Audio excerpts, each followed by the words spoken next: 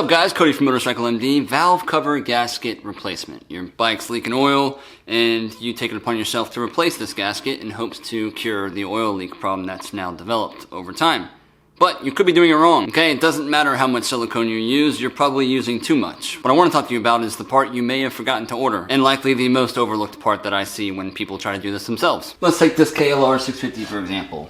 Typical dual overhead cam system, and the valve cover gasket was replaced, but what ended up happening was on installation of the valve cover with a brand new gasket with nice silicone all across it, the threaded hole on the front right got ripped out, right? So we couldn't thread the bolt in anymore, and it could likely have happened for all the other three because of these parts. So you lay your new gasket on, you have a valve cover bolt, likely it has some type of flange or shoulder like this to help keep things kind of in place, and you have another black special washer that goes right underneath the top of the head. And oftentimes people order the gasket, they put it on, they don't order these parts, and they go and tighten it all back down. Those can be reused, right? The problem with doing that is that these play a vital role in helping to seal the gasket that you just installed. These are actually metal inside of these that are designed to crush and are designed to add tension to the valve gasket you just replaced on all 4 points of this valve cover. Keep everything kind of nice and even.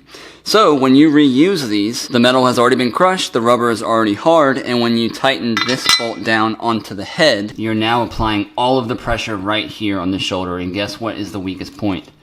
The threads. So you end up ripping them completely out of the head. Luckily we were able to get in here, re-drill it, put a helicoil in it, and save it. But to avoid that, if you just replace these seals, those 2 points of contact, both here, allowing this to crush, and down here, add together so your torque wrench can hit the spec that it needs. And it helps keep the vibration down on your valve cover from vibrating while you're running it, which can also add to oil leaks over time. And no, this is not just a KLR thing. 1981 CB900F. Valve cover bolts with the rubber gaskets. 1992 CB750. Guess what's underneath that valve cover shoulder? A rubber gasket. 2003 VF750 Magna. Valve cover bolts. Rubber gasket. 1998 XR80 valve cover bolt with a rubber gasket. HTR 3811 my riding mower. Valve cover bolt with a black rubber gasket. So that's it everybody, hope you found it helpful, and if you are in need of common practices when it comes to maintaining your motorcycle on a basic level, I also have a maintenance course that I find very helpful when it comes to new riders or someone who needs to freshen up on what they should be doing to their bike on a consistent basis.